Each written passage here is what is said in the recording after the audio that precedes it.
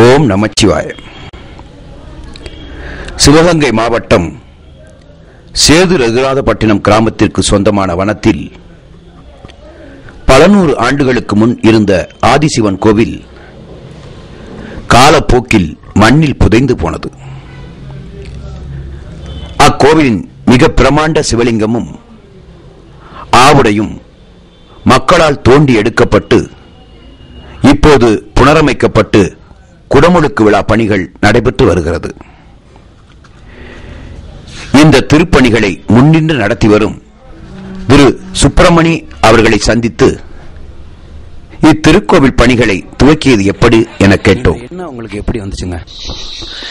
அதான் சொன்ன மாதிரி இந்த கற்பர் கோயில நான் சாமி விட்டு வணங்கும் போது இல்லைன்னா இந்த எண்ணமே சிவன் கோயில் எண்ணமே எனக்கு இல்லை. நான் வந்தேன் கற்பர் கோயில எங்க குலதெய்வம் சாமி விட்டு போய்கிட்டு இருப்பேன். குருஷாத்த பிரமா தஸ்மி ஸ்ரீ குருவே நமக்கு ஓம் நோடி நிரயமா ரகசியமா ஓம் இது எங்க குலதெய்வ கற்பர் கோயில். இதுல நான் சாமி விட்டு இருக்கப்போ ஒரு நிமிஷம் என்னை அறியாமலே, அதிகமா எப்பவும் சாமி விட்டு போவேன். ஆனா அன்னைக்கு மட்டும் நான் என்னை அறியாமலேயே நீண்ட நேரமா அந்த இடத்துல இருந்தேன். ஒரு 2-3 நிமிஷம் என்னை அறியாமலே இருந்தேன். உடம்பே இங்க இருக்க மாதிரியே இல்லை. நல்ல மௌனமா வேண்டி இறைவனை வேண்டி கருப்பரை பெரியப்பரை வேண்டி சாமி விட்டு கண்ணை திறந்த போது இந்த இடத்துல 5 அடியில ஒரு நாகம், இந்த இடத்துல ஒரு அற்புதமான நாகம் 5 அடியில படம் எடுத்தபடி என் கண்ணுக்கு முன்னாடி இருந்தது. படம் எடுத்தபடி பக்கத்துல இருந்தோடனே நான் ஓடலாம் இல்லை, மன அதிர்ச்சியும் இல்லை, அப்படியே ஐக்கியமாயிட்டேன். எடுத்து வணங்கினேன். அந்த பாம்பு அப்படியே தரையோட்டு அப்படியே எப்படி போய்கிட்டே கூட்டிக்கிட்டே போனுச்சு. பாம்பு போகும்போது நான் என்னை அறியாமலே நான் பின்னாடியே வந்துகிட்டே இருந்தேன். என்னை அறியாமலே அப்படியே பின்னாடி வந்துகிட்டு இருக்கும் போது இந்த மரத்துல இதெல்லாம் கொஞ்சம் அப்படியே நெருங்கி ரொம்ப நெருங்கிய பத்தையா இருந்தது. ஃபுல்லா இது பூரா மரம் செடி கொடி காடத்தான் இருந்துச்சு. வந்துட்டு இந்த பக்கமா அப்படியே இந்த மரத்தை சுத்தி இந்த பக்கமா அப்படியே பாம்பு போனது. பாம்பு போனோடனே பாம்பு நம்மளை அப்பதான் என் ஃபீலிங்கே சொந்த உணர்வுக்கே வாரேன். நான் என் உணர்வுக்கே வாரேன். பாம்பு நம்மளை திண்டிடுமோ நினைச்சிட்டு காலை எடுத்து வச்சு இப்படி ஓட முயற்சி பண்ணும் போது மறுபடியும் பாம்பு அந்த மரத்தை சுத்துனுச்சு. மறுபடியும் சுத்தும் போது இதுல 3ஆவது சுத்து, ஒரு முறை இல்ல 3 முறை சுத்தி இந்த மரப்பொந்துக்குள்ள உள்ள போயிடுச்சு. மரப்பொந்துக்குள்ள போனோடனே அப்படியே உள்ள இந்த மரப்பொந்துக்கு உள்ளே போயிடுச்சு. உள்ள போனோடனே இதெல்லாம் செடியும் கொடியுமா பத்தையா, ஃபுல்லா செடியும் கொடியும் பத்தையா ஃபுல்லா இங்க ஃபுல்லா இருந்தது. இந்த பொந்து மரப்பொந்து இருந்தவரை எனக்கு தெரியாது. நான் பந்துக்குள்ள போடுச்சு எப்படி இருக்குன்னு சொல்லிட்டு இப்படி எட்டி பாக்குறக்காண்டி பார்த்தேன். இது பொந்துக்குள்ள வெளியே இங்க வந்துச்சு. இங்க இப்படியே தலையில அப்படியே தொங்கிக்கிட்டு இருந்தோடனே இன்னமும் ரொம்ப ஆன்மீகத்துல அப்படியே ஐஸ்வர்யமாயி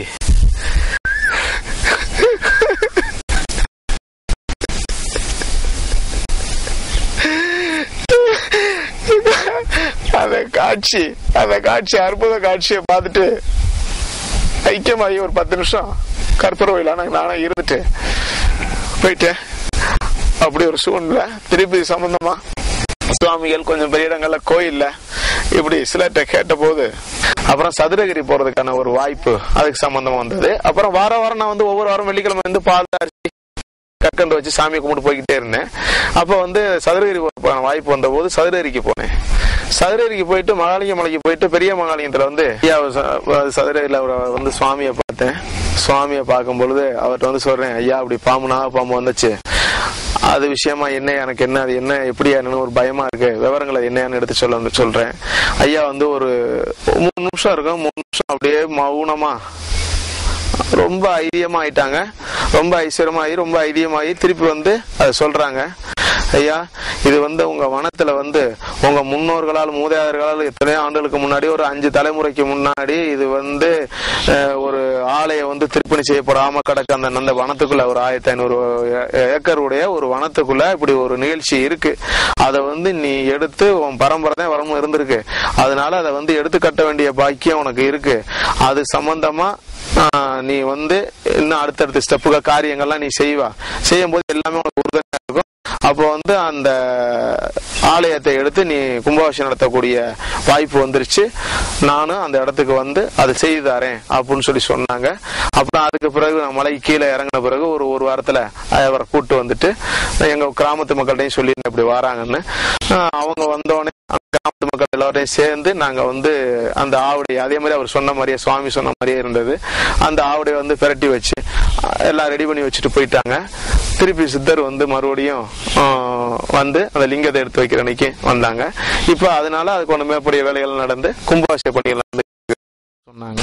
இது சம்பந்தமா ஒரு 6 மாதமா சில கோயில் குளங்கள் முக்கியமான பெரியவங்க இது ஆன்மீக சம்பந்தப்பட்டவங்கள்ட்ட கேட்கும் போது எல்லாமே எல்லா இடத்துலயுமே அம்மாவோட அந்த மாரியம்மாள் அவங்க சொன்னாங்க, அங்கே நீ போற இடம் அந்த இடத்துல சிவாலயம் அமைக்கணும், பக்கத்துல ஒரு சித்தர் இருக்காரு, அவர் உனக்கு எல்லா உதவியும் செய்வாரு, அவர் பேரு மகாலிங்க சித்த சுவாமி. அந்த சித்தருக்கு அந்த சிவலிங்க நிக்கிற இடத்துக்கு பக்கத்துல அவங்க பார்க்காம சொல்றாங்க. அதே எனக்கு பெரிய ரொம்ப ஆச்சரியமா இருந்துச்சு. சிவலிங்கத்துக்கு பக்கத்துல ஒரு மரம் இருக்கு, ஒரு இடத்துல மரம், அதுக்கிட்ட மகாலிங்க சித்த சுவாமிகள் ஒருத்தர் இருக்காங்க. அவங்க உனக்கு எல்லாத்துலயும் உனக்கு உதவியா இருப்பாங்க. அது அருவமா இருப்பாங்க, யாரு மனித உருவத்துல எதுவும் இல்ல, ஏதோ ஒரு வகையில உனக்கு ஒரு இதா வந்துகிட்டே இருப்பாங்க அப்படின்னு சொன்னாங்க. அதே மாதிரி நடந்தது. அதுக்கான பணிகளை அடுத்தடுத்து ஆரம்பிச்சிட்டேன். திரு சுப்பிரமணியம் அவர்களுக்கு இந்த ஒரு கோயிலுக்கு வந்த பிறகு அந்த நாகத்தை பார்த்திருக்காரு.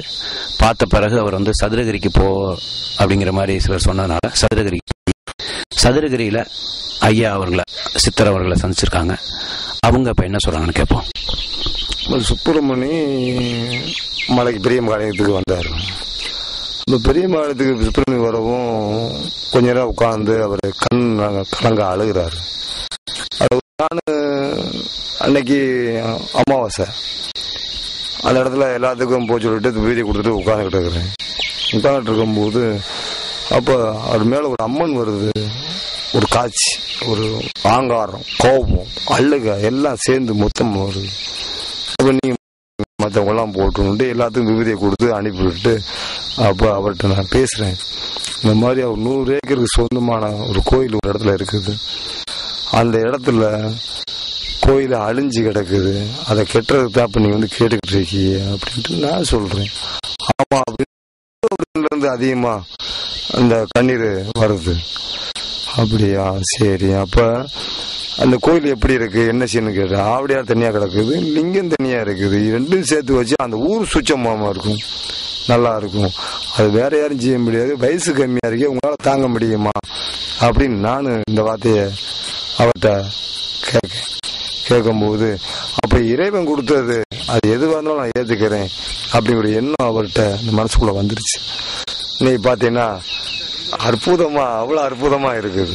அந்த அளவுக்கு அவருடைய பணிவான எண்ணம், ஒரு நல்ல ஒரு மனது, அந்த எண்ணம் எஸ்ஆர் பட்டத்தில் உள்ளவங்க எல்லாருக்குமே இருக்குது.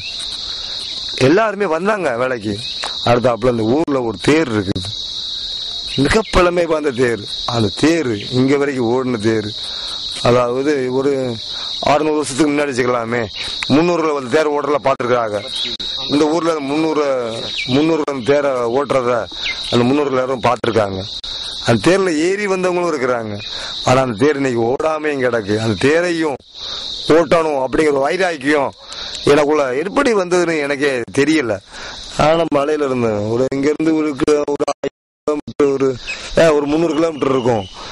அந்த பக்கம் இருந்து வந்து இதை வந்து செஞ்சு நமசிவாயத்தை மேலே ஓங்கியாச்சு. இனி யாருக்கும் அந்த பிணி பீடை எதுவுமே வராது. இதை வணங்க அந்த ஊர் சுச்சமா இருக்கும்.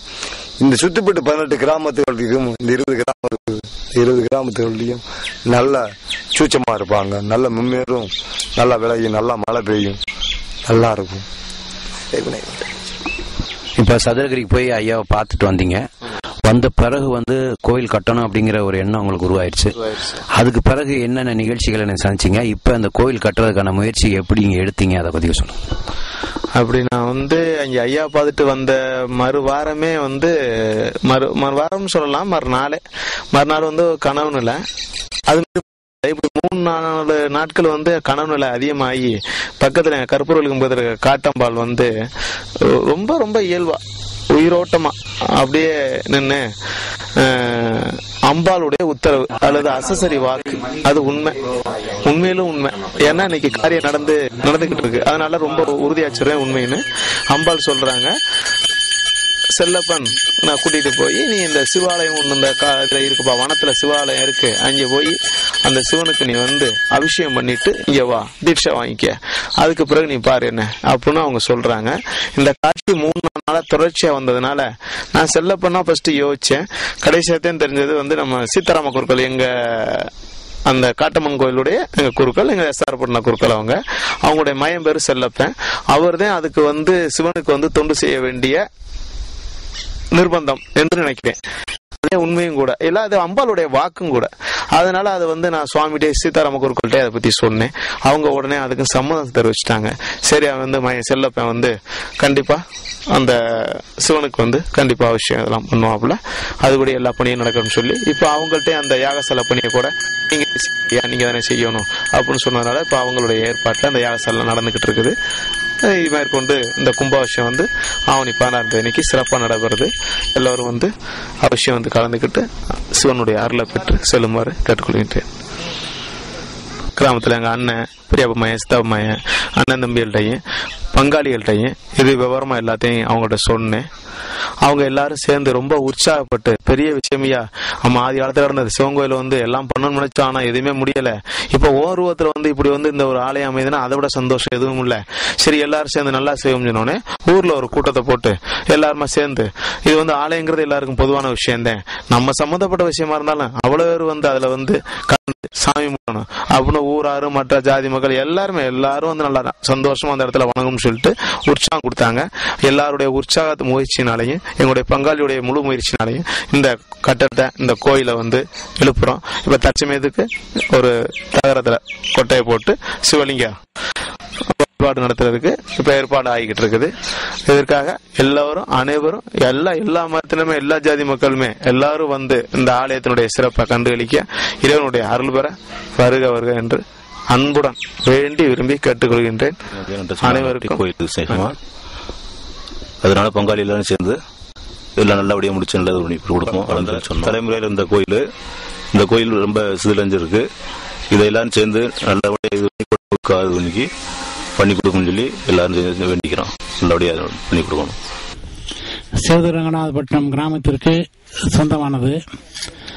அந்த சேதுரங்கநாதபட்டினம் எப்படி வந்தது என்றால், ஆதியில் சேதுபதி மன்னன் என்ற ஒரு மன்னன் ஆட்சி பரிமாணம் செய்து அவர் காலத்தில் இந்த சேதுநாதபட்டினம் உற்பத்தியாகி அதற்கு சேதுபதி மன்னன் ஆண்டதால் சேது ரகுநாதபட்டினம் என்று பெயர் வழங்கி கொண்டு வருகிறது. இந்த சேதுராமட்டத்திற்கு கிராமத்திற்கு சொந்தமான சுமார் 1200 ஏக்கர் பரப்பளவு இந்த வனம் அமைந்துள்ளது. இந்த வனத்தில் ஆதியில் நகர பெருமக்கள், கிராமத்தார்கள் எல்லோரும் இந்த வனத்தில் குடியிருந்து வந்திருக்கிறார்கள்.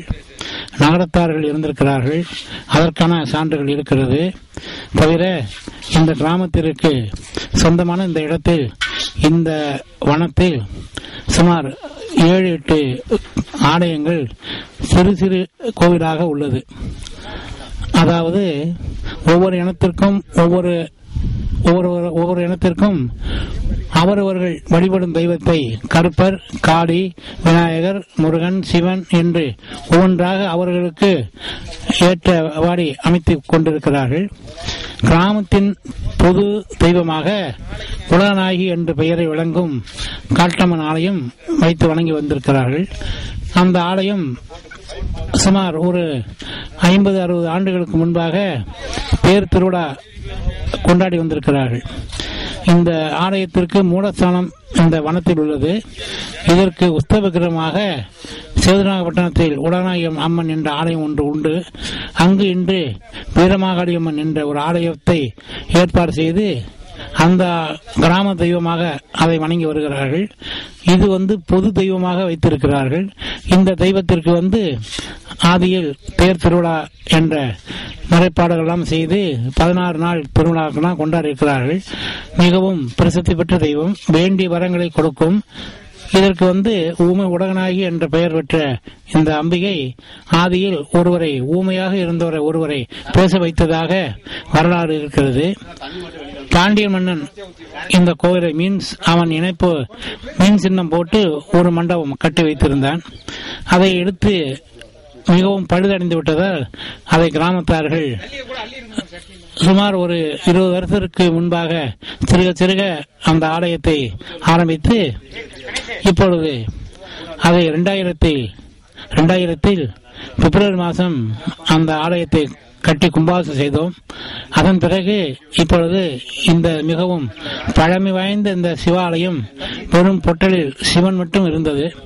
அதை இன்று கிராமத்தார்கள் எல்லோரும் சேர்ந்து இந்த சிவனை வழிபடுவதற்காக ஒரு சிவாலயம் அமைத்து தற்காலிகமாக ஒரு தகர கொட்டையில் அமைத்து வைத்திருக்கிறார்கள். இதை இனிமே போக போக இதை பெரும் கோவிலாக கட்டுவதற்கு எல்லோரும் ஆர்வத்துடன் இருக்கிறார்கள். இந்த கிராம சுற்று வட்டாரத்தில் உள்ள சுமார் ஒரு 7-8 கிராமங்களுக்கு இது தாய் கிராமமாக விளங்குகிறது. இந்த கிராமத்தின் பெயரை சொன்னால் எல்லோருக்கும் தெரியும். அந்த அளவுக்கு பிரசித்தி பெற்ற கிராமமாக விளங்கி வருகிறது. இந்த கிராமத்தில் எல்லோரும் எல்லா இனத்தவர்களும் இருக்கிறார்கள். இந்த சிவாலயத்தை செய்யக்கூடிய ஒரு பெரிய பாக்கியம் திரு சீதாராமன் ஐயர் குருக்கள், அருள்வாக்கு கொண்ட ஜோதிடர். அவர் எனக்கு நெருங்கிய நண்பரும் கூட. என் தாய் தகப்பன் அடிப்படையிலே அவரை மிக உயர்வாக நினைத்துக் கொண்டிருக்கும் நிலையில் அவரை சந்திக்க வேண்டிய வாய்ப்பு எனக்கு கிடைத்தது. அந்த சூழ்நிலையில் இந்த மாரி ஒரு சிவாலயம் செய்ய வேண்டியிருக்கு. பட்டணம் என்ற ஊரிலே சுப்பிரமணியர் என்ற ஒருவர் வந்திருக்கின்றார். நீங்க உடனடியாக வாங்க என்று வாக்கு கொடுத்தார். அவருடைய வார்த்தையை தலைமைக்கொண்டு நான் அவர்களை சந்தித்தேன். இந்த மாரி சிவாலயம் ஒன்று செய்ய வேண்டியிருக்கு, வாங்க போய் பார்ப்போம் என்று. இடத்தை காணும் பொழுது ஒரு பெரிய வனத்தில் ஆதி காலத்தில் இத்தனை நூற்றாண்டுக்கு முன்னாடி எஸ்ஆர் பட்டணம் என்ற ஊரிலே சேது பதிவுடைய தலைமையில் ஆதி காலத்தில் பிரதிஷ்டை பண்ணப்பட்ட ஒரு சிவாலயம், திரிபங்கமாக செய்யப்பட்ட ஒரு சிவாலயம். அந்த ஒரு வாக்கியம் செய்வதற்கு எனக்கு வாய்ப்பு திரு சீதாராம குருக்கள் அவர்களுடைய உதவினால் அன்பினால் எனக்கு கிடைக்கப்பட்டது. பெரிய பாக்கியம். நான் நிறைய சிவாலயங்கள் செய்திருக்கின்றேன். அந்நிய நாட்டிலும் சரி உள்நாட்டிலும் சரி பாண்டியர் மன்னரால் கட்டப்பட்ட சில இடங்களில் செய்திருக்கின்றேன். ஆனால் இதை மாதிரியான ஒரு சிவலிங்கத்தை நான் பார்த்ததில்லை. இந்த சிவலிங்கத்தை இங்குதான் நான் பார்த்திருக்கின்றேன். எனக்கு பெரிய பாக்கியம். இந்த சிவாலயத்துடைய தொண்டு செய்வதற்கு எனக்கு கிடைத்த பெரிய பாக்கியம். எனக்கு அந்த வாய்ப்பை தந்த சீதாராம குருக்கள் அவர்களுக்கு நான் ரொம்ப கடமைப்பட்டிருக்கின்றேன். அடுத்து அவர்களுடைய தலைமையில் ஸ்ரீ பட்டணம் என்ற ஊரிலே காட்டம்மன் என்ற ஆலயம் இருக்கின்றது. ஏற்கனவே கர்ப்பகிரகம் அர்த்த மண்டபம் 3 நிலை விமானமாக நீண்ட சதுரத்தில் ஆயா விஸ்தாரத்தில் செய்திருக்கின்றார்கள். அதன் முன் ராஜகோபுரம் 9 நிலை கொண்ட ராஜகோபுரமாக பெருங்கொண்ட அளவிலே ஒரு 2.5 கோடி ரூபாயில் செய்யறதுக்கு முன்வந்து எல்லா ஏற்பாடுகளும் நடந்து கொண்டிருக்கின்றன. அந்த பாக்கியத்தையும் அந்த அம்பாளுடைய அனுகிரகத்தாலும் இந்த சிவனுடைய அனுகிரகத்தாலும் திரு சீதாராமையா குருக்களுடைய அனுமதியின் பேரில், ஆசீர்வாதத்தின் பேரில் அந்த வேலையை வெகு விரைவில் துவங்க இருக்கின்றன.